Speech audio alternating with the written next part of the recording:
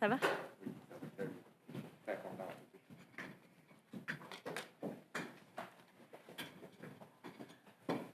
Bonjour tout le monde, bienvenue à cette conférence de presse. We will start off with statements from the ministers and a guest as well, then go to questions starting off in the room and then on the phone lines. Juste un petit rappel, c'est une question de suivi et on s'est entendu sur le fait qu'on ne demande pas de traduction dans cette salle. Donc, on commence avec Monsieur David Lametti, le ministre de la Justice. Ensuite, on ira à Marci Ien. Ah oui, je n'étais pas certaine de l'ordre.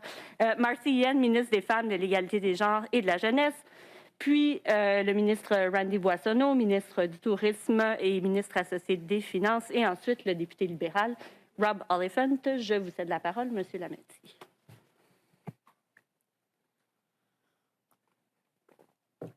Merci, Mélanie. Bonjour. Hello. I want to start by acknowledging that we are located on the traditional territory of the Algonquin Anishinaabe Nation. I'm pleased to be joined today by the Honourable Marci Ien, Minister for Women and Gender Equality and Youth, Randy Boissonnault, Minister of Tourism and Associate Minister of Finance and longtime advocate against conversion therapy, Rob Oliphant, MP for Don Valley West, and Gemma Hickey, author and advocate for today's announcement. I want to thank each and every one of you. You have all played an important role in getting us to where we are today, through leadership and through action and through advocacy. Canada is a country where everyone should be able to live in equality and freedom, where everyone deserves to live a true, authentic life, regardless of who they are or who they love. These values are fundamental to our government, and I believe to all Canadians. C'est la raison pour laquelle, durant la campagne, le Parti libéral a promis de présenter un projet de loi pour interdire les supposées thérapies de conversion dans les 100 premiers jours de notre gouvernement. Ce projet de loi vient tout juste d'être déposé à la Chambre des communes. Ce ne sont pas les mêmes mesures qui sont mortes au feuilleton lors du dernier Parlement. Le projet de loi C4 va plus loin. Il protège maintenant tous les Canadiens et Canadiennes de cette pratique cruelle et dégradante. We are doing this precisely because we have seen how damaging conversion therapy is. We have listened to survivors. We have heard from professionals. We've absorbed the latest literature, particularly the 2020 United Nations report that called for a global ban on conversion therapy. As the UN saw it, these so-called therapies may amount to torture. No matter your age, torture is something you cannot consent to. Just consider what these so-called therapies do. Their goal is to change a person's sexual orientation to heterosexual, or their gender identity or expression to match the sex they were assigned at birth. In other words, change a person into something or someone they are not. Think about what it must be like to go through something like that. The consequences are well documented. Les taux de suicide, de dépression et d'anxiété sont particulièrement élevés chez ceux qui survivent aux conversions de thérapie. S'en remettre peut prendre des décennies. Les thérapies de conversion ont des conséquences destructrices, même chez les adultes qui consentent. Alors, plus essentiel, les thérapies de conversion reposent sur la croyance qu'être lesbienne, gay, bisexuel, transgenre, queer, two-spirit ou d'une identité de genre non conforme est mal. C'est une croyance qui n'a pas de place dans la société canadienne moderne. Before I go any further, I want to invite Gemma Hickey to speak. Gemma is an author and advocate, and also a survivor of conversion therapy. They are in a much better position than I am to explain what it is, what it does, and why it should be criminalized. Gemma, the floor is yours. Thank you, Minister. I was 15 years old when I confessed to my family doctor that I had a crush on a girl. I thought I was sick. I remember shaking in his office, a mere shadow of the person you see before you today. Back then, I identified as female because I was assigned that gender at birth. I was raised Roman Catholic and my church taught that being homosexual or transgender was wrong. Society reinforced these beliefs. My doctor referred me to the therapist in the next office. When she greeted me at the door, my eyes gravitated towards the large wooden crucifix that hung around her neck on the outside of her blouse. "Welcome, Gemma," the therapist said. "You're safe here." She lied.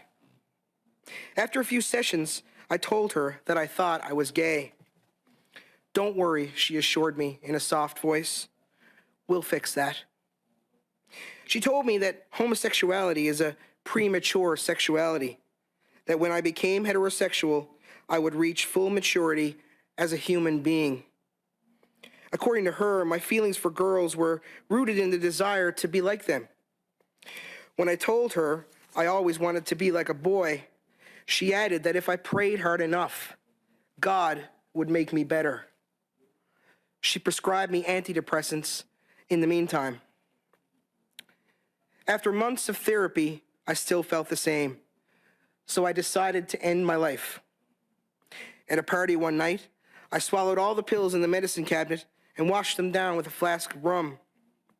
My friends found me passed out on the floor, and I was rushed to the hospital. I spent the beginning of my high school senior year on a psychiatric ward, but was sent home once I met with a psychiatrist. When he told me that there was nothing wrong with me, his words were like medicine to my soul. As I left the hospital, I vowed to do whatever I could to ensure that young people did not feel as I did. The activist in me was born. I devoted the next 3 decades of my life to LGBTQ2+ advocacy, co-leading movements that fostered societal recognition, such as same-sex marriage and adoption, gender-neutral identification, among others, because no one believed me when I told them that conversion therapy still existed. Conversion therapy is a pseudo-medical practice of attempting to change a person's sexual orientation and gender identity to heterosexual or cisgender.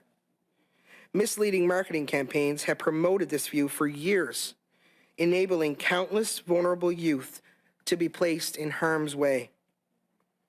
According to the United Nations, the perpetuation of this so-called therapy is a human rights catastrophe, yet it still happens all over the world. Efforts to restrict and ban the practice have recently gained momentum due to the hard work of survivors like myself who have shared our stories in the hopes that others will be spared. Sadly, many lives still end tragically by suicide. Finally, at 45 years of age, I can stand here and say that I'm the best version of myself. I'm proud to be transgender. I'm proud to be a Newfoundlander and a Labradorian. And I'm proud to live in a country where conversion therapy will be banned. I want to thank the government for following through on their promise. Conversion therapy is homophobic and transphobic and doesn't belong in Canada or anywhere else.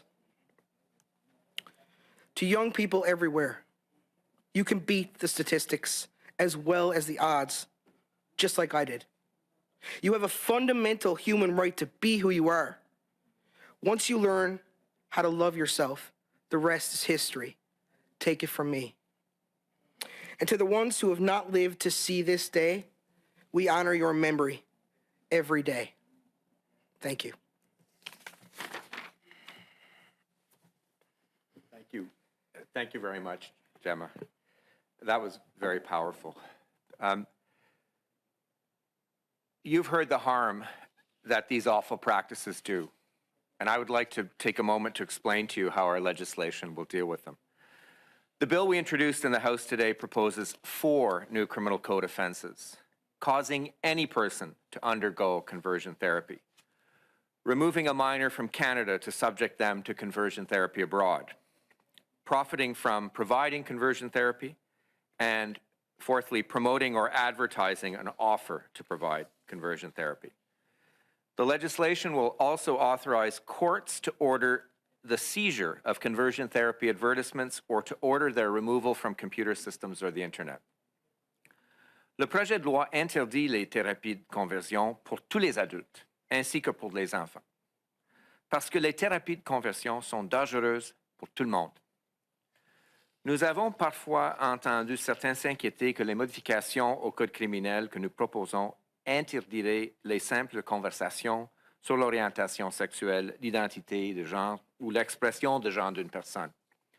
Soyons très clairs, ce n'est pas le cas. Soutenir une personne qui explore des questions complexes et profondément personnelles n'est pas un comportement criminel. Ces discussions ouvertes et honnêtes peuvent être essentielles à la croissance et à la compréhension. This bill targets something else entirely.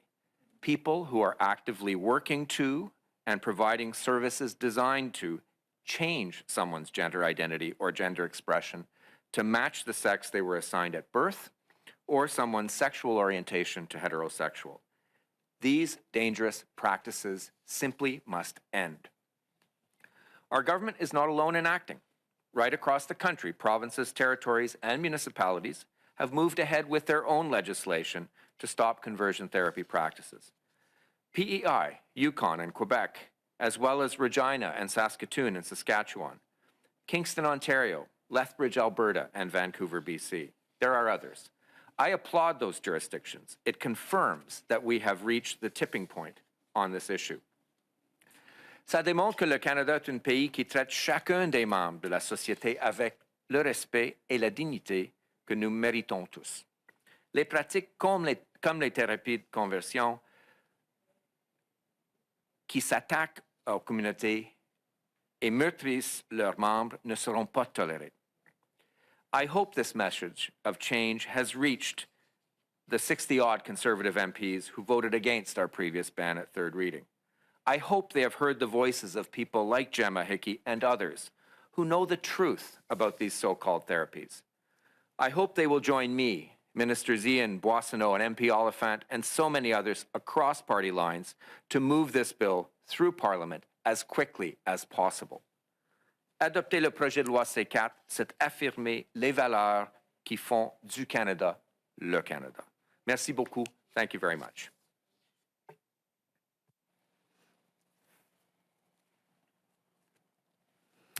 Hello.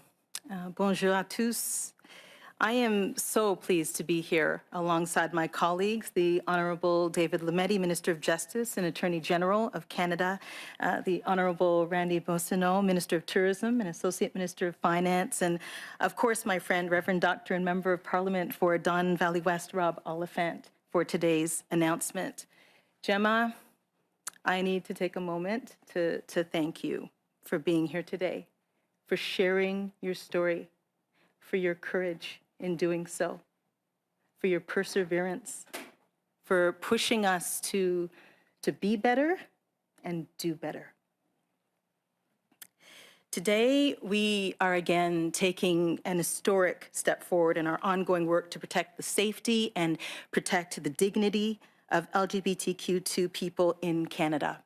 Our government has been focused on protecting vulnerable individuals from violence and discrimination, and we know that change is long, long overdue, and that Canadians, and notably LGBTQ2 Canadians, have been advocating and rallying for increased protections for years.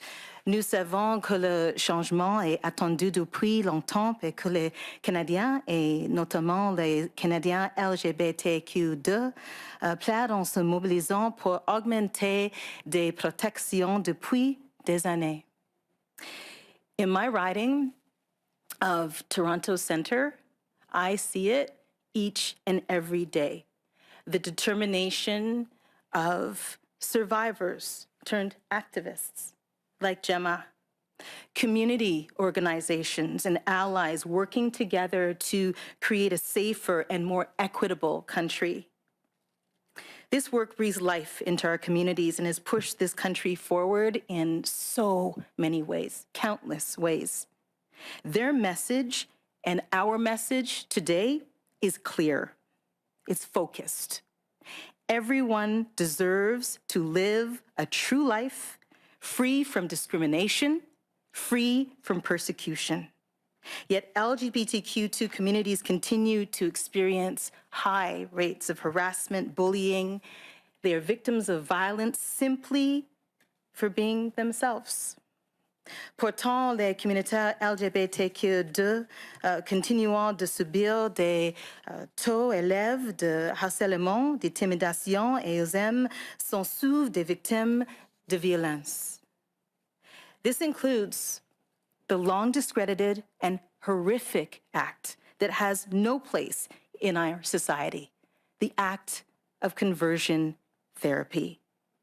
These practices can take many forms, including counseling, behavioral modification. These seemingly innocent titles are meant to distract people from what is actually happening during these so-called therapies. Gemma talked about that. They downplay the severity of the long-lasting harm that is being inflicted on children, on youth, on adults. As far back as 2012, the Pan American Health Organization argued that efforts to change sexual orientation, gender identity, or gender expression had no medical justification and represented a severe threat to mental health and, in fact, basic human rights.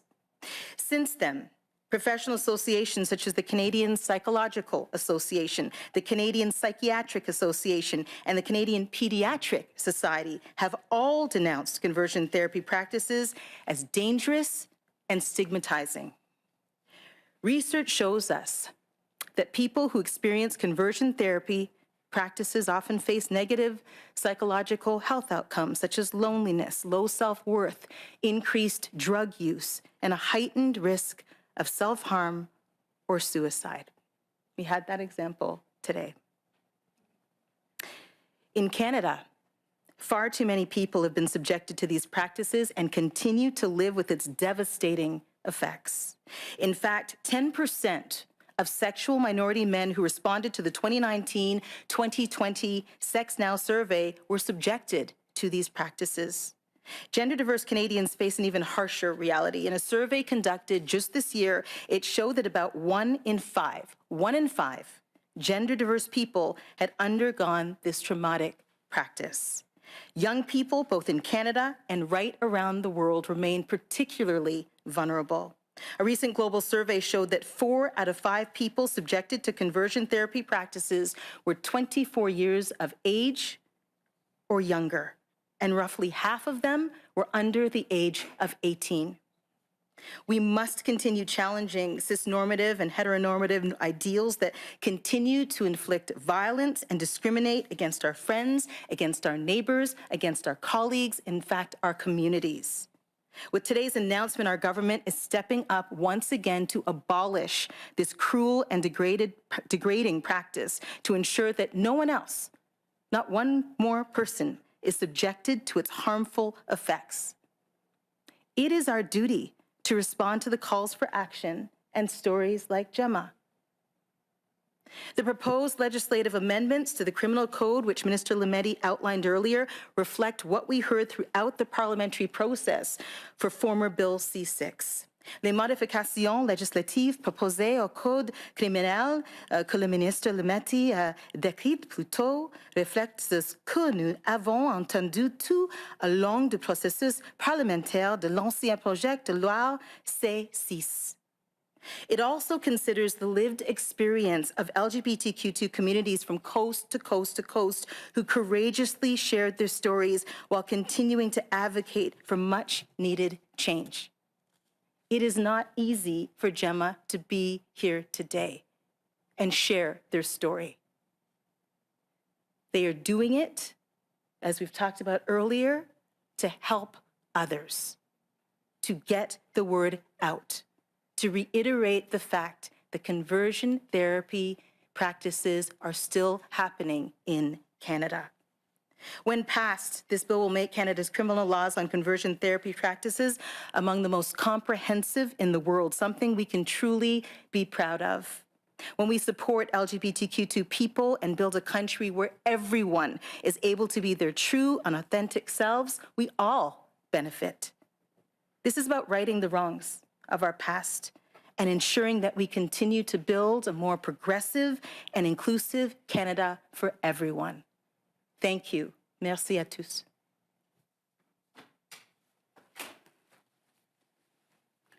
Well, thank you very much, Minister Ien, Minister Lametti, Gemma, MP Oliphant.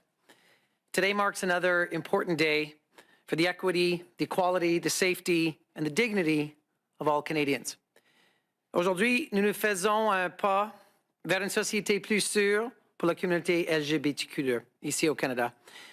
Gemma, I want to thank you for your strength and courage in sharing your experience with us today. As you and I chatted earlier, those people in that church tried to silence your voice. And you fought back. Your spirit, your true spirit came through. And you became an advocate. And you have saved lives. And the fact that you are here today is a testimony to who you are. And I agree, you are the most perfect version of yourself. And so keep getting to be more perfect every day, because that's what we want for you and me and Rob and everyone across this country. With the tabling of this historic legislation by Ministers Ien and Lametti, our government is ensuring that what happened to Gemma never happens to anyone else in this country. To members of the Two-Spirit and LGBTQ communities, this legislation is a product of your hard work and your dedication. People on this dais today have worked for years to see this legislation be tabled in the House of Commons. And wherever you are, wherever you're listening from, wherever you find out about today, know that you have worked so tirelessly to raise awareness and to make sure that people understand the dangers and harms of so-called conversion therapy are known from coast to coast to coast. We have heard you. And now a strengthened and expanded bill has been tabled that will protect our communities, especially its most vulnerable members. When I served as special advisor to the Prime Minister on LGBTQ2 issues, I heard from many community advocates. I heard from real people who were still hurting and suffering decades later. I heard from MPs who just wanted me to spend 15 minutes on the phone with somebody from their riding. And I won't mention who she is, but I will say that my friend, the MP for then Sudbury, Paul Lefebvre, started a conversation and started me and us down a path that led us to where we are today. It was important for me then to ensure that I could amplify those voices. And now we see this piece of work coming to fruition today. And as I've said this before, it is a critical piece of legislation for Canada's Two-Spirit and LGBTQ communities. We are optimistic that this bill will have the support in Parliament to ensure that it becomes law. Like Minister Ien, residents of my riding of Edmonton Centre have faced this discrimination. They have gone through these harmful practices, and they demand change, they demand protection, as do I, as do we. But make no mistake, we know what we're up against. We know the falsehoods and the half-truths that are going to come up. Le projet de loi a été déposé, et maintenant ceux qui s'y opposent feront ce qu'ils font toujours. Canadians and LGBTQ2 communities have seen these tactics over and over and over again when it comes to proposed legislation that protects us. We saw it in the 1990s when opponents tried to argue anti-discrimination protections for gays and lesbians would lead to special rights. We lived through the vitriol of 2004 when they said that letting us get married would harm opposite-sex marriages. We saw it in 2016 when they said that protections for trans and gender-diverse communities would somehow lead to people being thrown in jail for accidentally using the wrong pronouns. And most recently, everyone saw the dark tactics employed during the debate of the previous iterations of this bill, where it was claimed that somehow parents would be criminalized for asking questions of their children, a debate that even in the Chamber of Parliament took a vitriolic turn with our colleague MP Rob Oliphant being called unclean and warnings from now former MPs about the dangers of lesbian activities. These same people will try to scare Canadians again. And they're going to try to scare Canadians into thinking that protecting others will somehow harm them. It won't work. They will say this bill harms religious freedoms. It does not. They will say this bill harms freedom of expression. It does not. They will say this bill will interfere with doctors treating their patients. It does not. Ils diront que ce projet de loi porte atteinte à la liberté religieuse. C'est faux. Ils diront que ce projet de loi porte atteinte à la liberté d'expression. C'est faux. Ils diront que ce projet de loi interférera avec les médecins qui traitent leurs patients. C'est faux également. Together, we will shine a light on their falsehoods so that we can protect those who need it most. Our bill does not criminalize a personal value or belief. It also does not criminalize conversations that explore identity, nor does it impact teachers speaking to students about important issues. Our bill would protect Canadians from exposure to a cruel and deeply harmful practice. It sends the message to every member of LGBTQ2 communities that your sexual orientation, your gender identity, your gender expression is something of which you can be truly proud. That you are special and wonderful just the way you are. You don't need to be fixed. You don't need to be changed. You matter greatly, and you have a right to be who you are. And this government will protect you and your rights. Thank you, merci.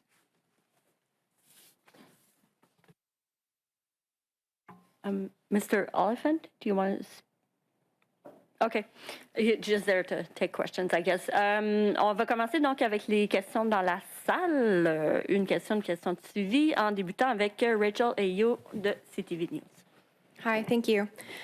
So we've been here before a few times, hearing that this bill is a priority, seeing LGBTQ folks have their hopes raised that it's finally going to be passed, and still to this day, conversion therapy is not outlawed.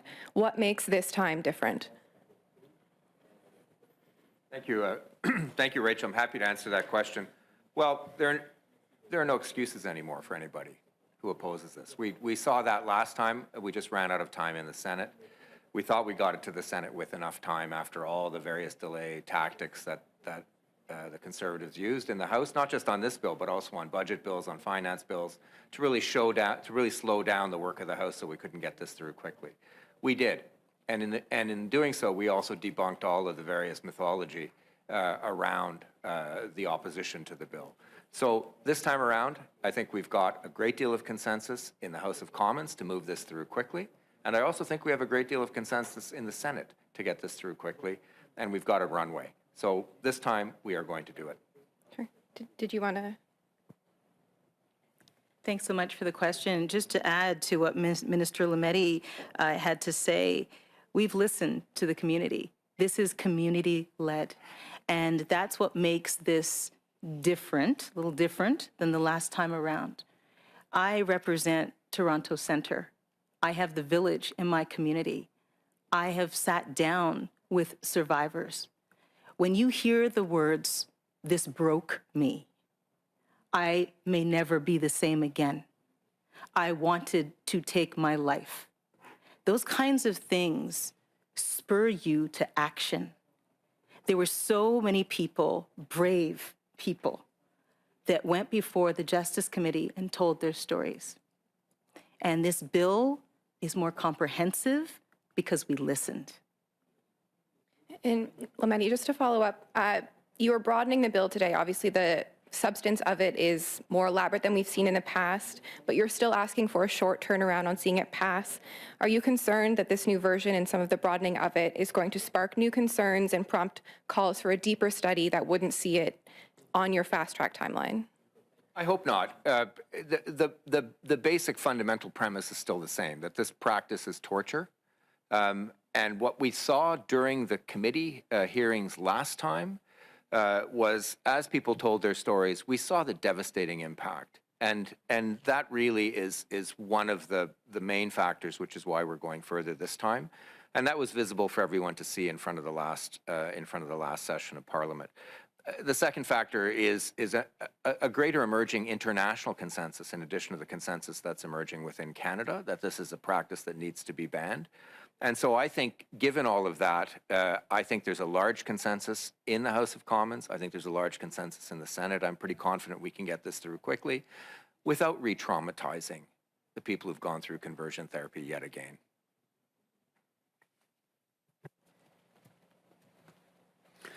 The previous bill, you had said at the time, went as far as it did because you didn't think you could win court challenges with consenting adults. And so what changed for your thinking this time? Thank you, Dale. Well, two things again. One is remember that conversion therapy is a practice that went on in the shadows, right?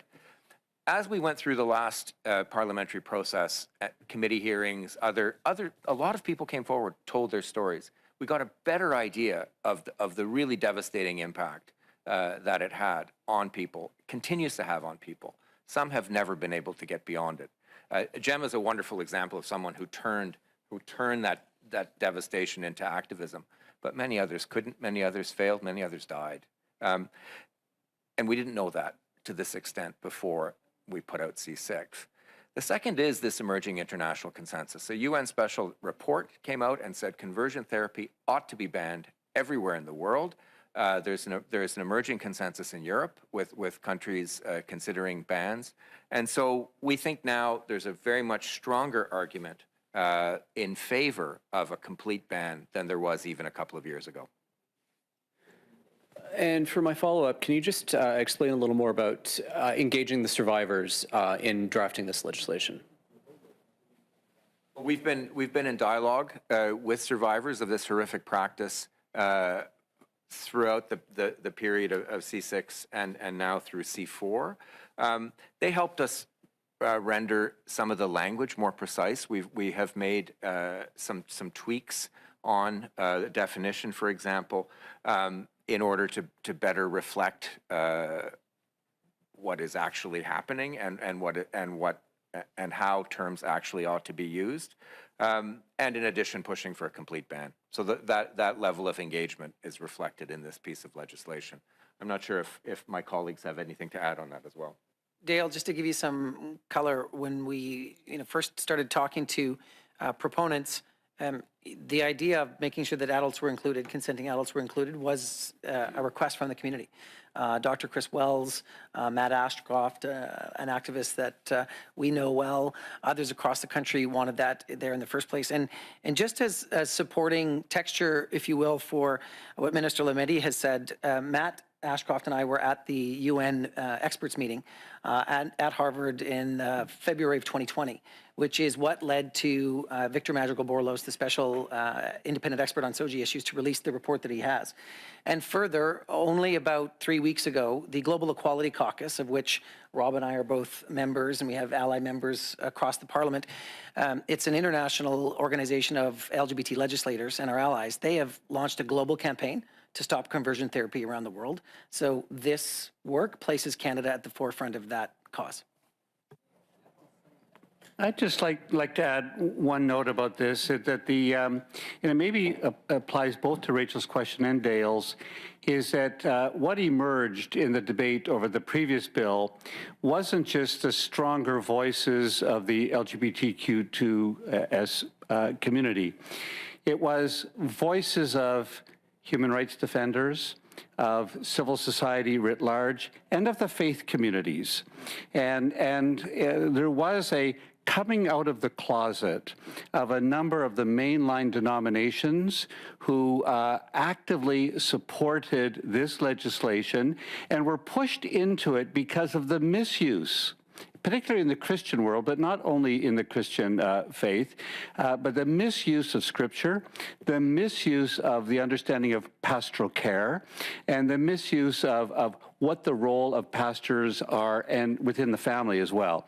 And I think that there's a maturity now in those communities that are allies, but even more engaged than an ally. It is their cause as well. And I think that, thanking both Ministers Ien and Lametti for this. Also want to thank former Minister Bartis Chagger, who bore the brunt of a lot of that in the last Parliament, and many colleagues also in the Bloc Québécois, in the NDP, and some good conservatives, very frankly. And that movement is not stoppable. It is going to happen, and nobody will want to be seen to not, no matter how much they may hide behind some of what they would call technicalities or misunderstand, which they did last time, it's not happening now. Something is different. And I think it is presque un fait accompli. Bonjour, Boris Pro du Devoir. J'ai entendu vos explications en anglais comme quoi un consensus est apparu cette année. Mais je veux rappeler que la version précédente du projet de loi est quand même très récente. Là, et vous aviez défendu, je crois, l'idée qu'un adulte consentant pouvait avoir accès à ces thérapies de conversion. Donc, ma question est très simple. Si vous aviez David Lametti d'octobre 2020 devant vous, quelle phrase vous lui diriez pour le faire changer d'avis? Merci pour la question d'abord. Je dirais à un plus jeune David Lametti qu'en étudiant la question, en parlant aux survivants, que la réponse sera différente. Et c'est exactement ce qui s'est produit. Avec les témoignages devant le comité, c'était très touchant. Mais aussi, et émouvant, mais aussi c'était quelque chose qui a vraiment changé mon avis sur la possibilité de défendre un tel projet de loi devant les tribunaux. Et je suis prêt à le faire. Je crois sincèrement qu'il faut le faire. Et il faut aussi ajouter le consensus qui est en train d'émerger à l'échelle internationale. C'est très important parce que souvent, surtout en employant l'article 1 de la Charte pour équilibrer ce qu'on est en train de faire, souvent on regarde à l'extérieur du pays, voir ce qui se passe, et c'est clair qu'il y a un consensus qui est en train de se développer là-dessus. Corrigez-moi si je me trompe, mais il y a eu 2 versions précédentes, en tout cas, d'une tentative de criminaliser les thérapies de conversion. Il y a eu C8 puis C6. Donc, je comprends que pour votre gouvernement, c'était très important de criminaliser les thérapies de conversion, mais pas assez important non plus pour ne pas proroger le Parlement ou provoquer des élections en août 2021. Est-ce que vous avez fait entendre votre voix auprès de votre caucus, auprès du premier ministre, pour lui demander, par exemple, comme certains sénateurs disaient, que ça prenait juste quelques jours au Sénat pour faire passer C6? Est-ce que la discussion a eu lieu de... Est-ce que peut-être ça, c'est prioritaire assez, plus que d'autres choses? Je ne vais pas revenir au passé. J'ai fait mon mieux chaque jour pour faire passer le projet de loi C6 avec mes collègues, tous partis confondus dans la Chambre des communes. Je vais faire la même chose avec C8. Je suis très optimiste qu'on va réussir, mais on va réussir en travaillant ensemble avec les autres députés. Encore une fois, tous les partis confondus de la Chambre des communes et nos collègues dans le Sénat. Et on va réussir, c'est tout. Merci beaucoup. On va maintenant se tourner vers les lignes téléphoniques. Opératrice, y a-t-il des questions? Merci. Please press star 1 at this time if you have a question. Veuillez s'il vous plaît appuyer sur étoile 1 maintenant pour poser une question. La première question est de Jacques Galland de Toronto Star. À vous la parole. Hi, my first question is for Minister Lametti. Could you elaborate on, you sound very confident that this bill can pass the House by the end of the year, and I'm just wondering if you could elaborate on what makes you so confident, given that this bill is largely the same. It does expand the ban further for adults. How confident can you truly be that the Conservatives won't try to cause delays or drag out proceedings again on this bill? Thank you, Jacques, for the question. Did I say the end of the year? I had said we would certainly table the bill by the end of the year, which we've done. I think we'll get through quickly without promising an actual date. I think it will get through quickly. Obviously, we have been speaking to other people in the House of Commons. And there is, I think, a strong consensus behind this bill. And I think that consensus exists in the Senate as well. So we have, I believe, the political will to move this forward. There's also an increased sensibility or sensitivity, sensibility in French, that we learned from the committee hearings last time when we saw witnesses in front of committee really being re-traumatized by the process. And I think there is an increased sensitivity to not want to repeat that from a number of us in favor of the bill. Thanks. I guess when I was thinking end of the year, I was thinking of the statement the NDP put out today saying they hope to see the bill pass the House and sent to the Senate before Christmas. But my second question is for Jacques, Mr. if I could just interrupt for a second, we will work hard with the NDP and every other party in the House to get this thing through as quickly as possible. Right. You don't have a date in mind exactly, but you are hoping for as soon as possible. My question for Mr. Boissonnault, though, you once served as the Prime Minister's special advisor on LGBTQ2S issues. Do you think there's a need? Do you think there's still a need for such a position? Well, I think there's a need for us to take a cross-government approach to having LGBTQS rights and issues be everybody's responsibility. I know that the LGBTQ Secretariat is now in Minister Ien's purview, and that is a fantastic move. Jacques, I'll say this, and I'll say it plainly. I dream of the day when LGBTQ2 issues are no longer political footballs. There are places in the world where LGBTQ2 issues are not issues that become partisan issues in campaigns. I dream of that day here in Canada, and we all have a responsibility on all sides of the House, in both houses, to get to that day. Merci. Prochaine question. Thank you. The next question is from Wyatt Sharp from Wyatt Sharp Show. Please go ahead. Thank you. I'm just going to ask regarding, the various support for various MPs with this piece of legislation. Obviously, it was talked a lot about the most recent federal election amongst various parties. So maybe you can speak a little bit about, obviously, a lot of this would fall under the responsibility of the whip, Stephen McKinnon, but maybe you can speak a little bit about in your role as ministers, how you can convince your fellow MPs to vote for the legislation, and I guess you can decide amongst yourselves who would prefer to answer this question. Thank you so much for the question. It is about conversations, and the conversations that start in the community with survivors, and then taking those stories with their permission. Of course, we talked a lot about Matt today, Matt Ashcroft, and sharing them with fellow MPs. These are basic human rights that we are talking about here.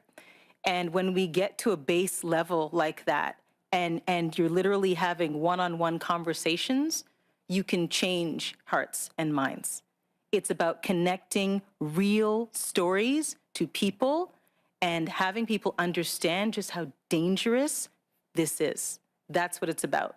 So personally, I have been and will be having conversations across the floor, whatever I have to do to make sure that people know how horrific this is and how lives have been impacted and how this has to change now.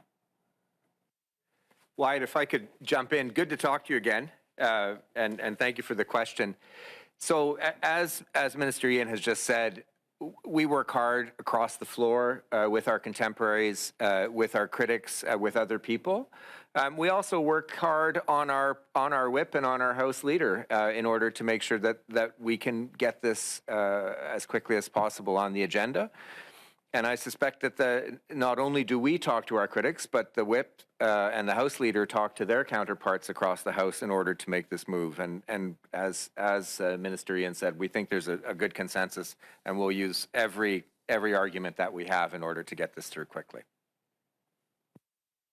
Perfect, thank you. And just as a quick follow-up, maybe speak a little bit about, obviously, you mentioned a little bit about prior to the election and how you ran out of time to fully get the bill passed. And speak a little bit about, you've touched on it a little bit, but maybe speak a little bit about how you can get back to the point that you were at prior to the election, and obviously you want to get further than that, but speak a little bit about how we can continue to make progress on it as soon as possible. Thank you, Wyatt. And I recall the conversation we had earlier a few months ago. So it is a matter. It is a matter of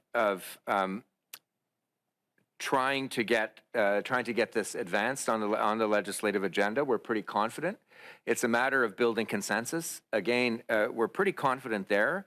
We're at the beginning of our mandate, so we have more runway. But I think there was also a really strong sense last time around that we left a pretty good bill on the table in the Senate, and there was disappointment, and I shared that disappointment. This time around, we have a better bill, we have more runway, and I think we've got a better consensus, and I think we're going to be able to do what needs to be done in order to get this passed into law. Merci. Est-ce qu'on a une autre question? Oui, merci. La prochaine question est de Thomas Laberge et Coop de l'information. À vous la parole. Oui, bonjour. Vous avez parlé qu'il y avait un consensus encore plus large, mais votre projet de loi est encore plus restrictif que le dernier. On sait que les conservateurs, du moins plusieurs conservateurs, s'y sont opposés. Qu'est-ce qui vous fait croire que ça va être différent cette fois-ci? Merci pour la question, Thomas. Je crois sincèrement, je l'ai dit tantôt, il y a un consensus qui est en train d'émerger et il y a plusieurs conservateurs qui sont avec la proposition d'interdire complètement les thérapies de conversion. Et donc, c'est vraiment le temps pour M. O'Toole d'exercer un peu de leadership sur son caucus, de travailler avec les conservateurs dans son caucus qui appuient le projet de loi pour que le projet de loi passe aussitôt que possible. Donc, on exige du leadership de la partie de M. O'Toole. On sait déjà que les autres partis sont plus ou moins en accord fortement avec le projet de loi et donc on va travailler avec tout le monde pour le faire passer. Et comme j'ai dit, je suis très optimiste. Est-ce que vous avez des craintes que les députés conservateurs puissent amender le projet de loi, lui donner moins de dents? J'espère que non. On a vu les tentatives lors de la dernière session. Ça a eu un impact très néfaste sur les survivants. On a travaillé très bien avec nos collègues dans la Chambre des communes, en comité. On a bien expliqué ce qu'on est en train de faire. On a bien expliqué ce qu'on n'est pas en train de faire. Et on a amélioré, précisé les définitions en collaboration avec les communautés en question. Donc, on a un projet supérieur et nous espérons que les conservateurs, soit dans la Chambre des communes, soit en comité, vont agir en conséquence. Thomas, c'est Randy ici. Je pense qu'il faut mettre l'emphase pas sur la question de restriction dans la définition ou dans l'ampleur du projet de loi, mais le fait que c'est très fidèle aux souhaits des survivants et de la communauté. C'est exactement l'ampleur du projet de loi que la communauté a demandé il y a quelques années. Et je pense que c'est ça qui rend le projet de loi beaucoup fidèle, beaucoup plus axé sur cette question de droit de la personne. Et si, comme la ministre Ien a dit, on axe nos conversations avec nos homologues des autres partis sur cette question de droit de la personne, sur la sécurité de la personne, sur le principe de ne pas faire tort à nos confrères et consoeurs, c'est ça où on va être capable de changer des pensées là-dessus. Et c'est comme le député Oliphant a dit, il y a des gens qui vont ne pas vouloir être sur le mauvais côté de l'histoire sur cette question. Et ils ont l'occasion de voter pour ce projet de loi et d'être sur le bon côté de l'histoire. Do we have another question, operator? Yes, thank you. We do have one more question. We have from Janice Dixon from the Globe and Mail. Please go ahead. Hi, ministers. I was wondering if one of you might be able to give us a sense of the scale of this problem, how widespread it is in Canada right now. Do you have any data on that you can share? In the last study that I had from the Center for Community Research out of Vancouver, this was 2019, 2020, it was 20,000 gay men in Canada that had this experience in their lives. And you can look up the research done by Dr. Christopher Wells. He's got an op-ed today in the Hill Times as well. This is an issue that affects a lot more people. To Minister Lametti's point, it was happening in the shadows.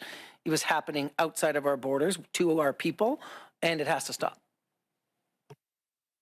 Okay, and I think one of you mentioned, expediting this bill and not re-traumatizing maybe folks who have spoken before committee before. I'm wondering if you're, if you won't hear from some of the same people, or if you're hoping to sort of skip that part of the process. Can you clarify that? Thank you for that. Thank you for that question, Janice. We're hoping to expedite this as quickly as we possibly can, working with other parties in the House of Commons. But we'll see. Obviously, committees are masters of their own procedure, and they have a responsibility to prioritize legislation, government legislation, in their docket.